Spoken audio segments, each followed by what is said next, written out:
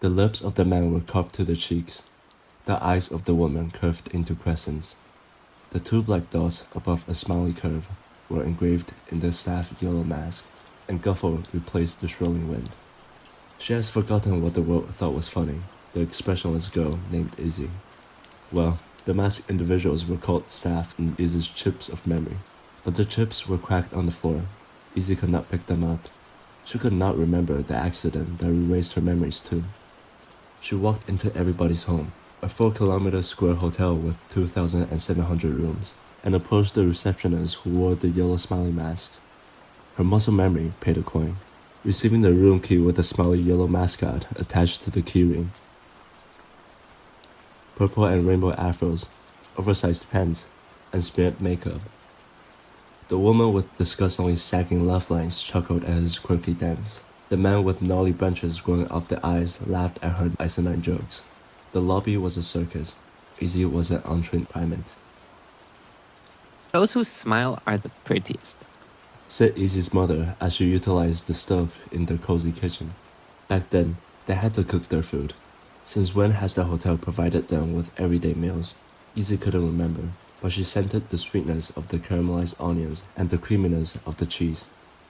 In the dining room, her mother brought her a brown bowl of onion soup, but it was a silver plate delivered by the hotel receptionist, and within was a note that said, 13 coins for distress. I only have 12 coins. Izzy flipped through her yellow smiley sack. You may use the coins for the stay to compensate for the 13 coins. What was the expression behind the receptionist's smiley mask? Then, Masto... Please leave the hotel in an instant. You may rest in the park in front of the hotel. And please, come again tomorrow for your joy and distress checkup. A storm of laughter was evoked. Izzy was mocked her way out of the gate, not noticing a boy with orange-striped clothing following from behind. The boy tapped her shoulder. We may assist you in restoring your memories without additional payment. The doctor stated next to Izzy's sickbed after withdrawing her hand from Izzy's shoulder. But may I ask, why did you harm yourself? I don't want to remember. Izzy told the boy and proceeded out of the hotel, leaving him tilting his head. Perhaps Izzy should not have blanked her memory. She was coinless, and all restaurants required a coin for a balanced meal of carbohydrate, protein, and fat. Carbohydrate, protein, and fat. Those were what her father's corpse dissolved into. Why did he revolt? Why was he coinless? Why did the staff kill him? The homeless man knelt before the park's bench, laughing drastically as he tore down his cheeks, pupils covered behind his upper eyelids. In the center of the park, in front of a vending machine, a line of men, women, young and old trotted, holding their abdomens and laughing about the moon. A girl puked from the laughter compressing her stomach, but she continued laughing, and those around her laughed at her action and reaction. Hey, you, tell me a joke. An old woman caught Izzy's wrist, gurgling that tears streamed down her face. Or was it because of her excessive gurgling? Why was she homeless? Izzy flung her hand off in unsettlement. Izzy was the last person in the line.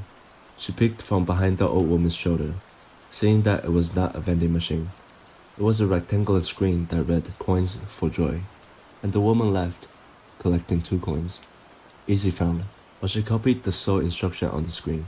Place an index finger anywhere on the screen. However, nothing occurred. How could one force herself to be happy? It was why Izzy's family revolted. If she could not forget it, her balance of joy and distress would always be in deficit.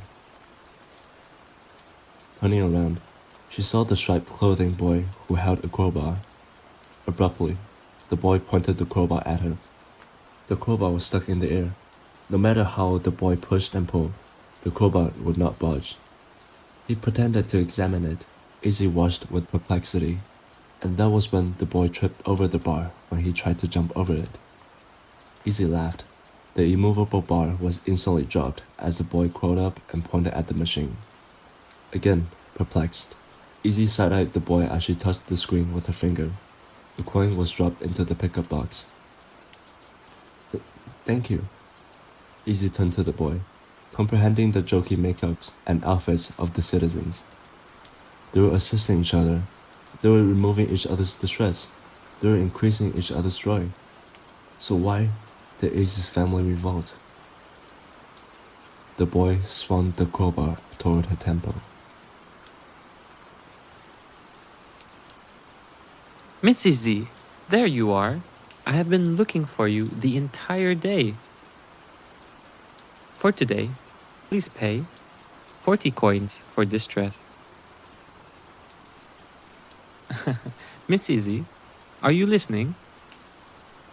The boy stole the coin from me. Miss Izzy, you need to pay up. I told you, I don't have. An 8-year-old boy and a 7-year-old girl strode past the coat body of Easy. The body leaned on the machine. A bullet hole could be seen. The children laughed and kicked her body away from the machine, scanning the fingerprints that said 8 coins for joy, 0 coin for distress.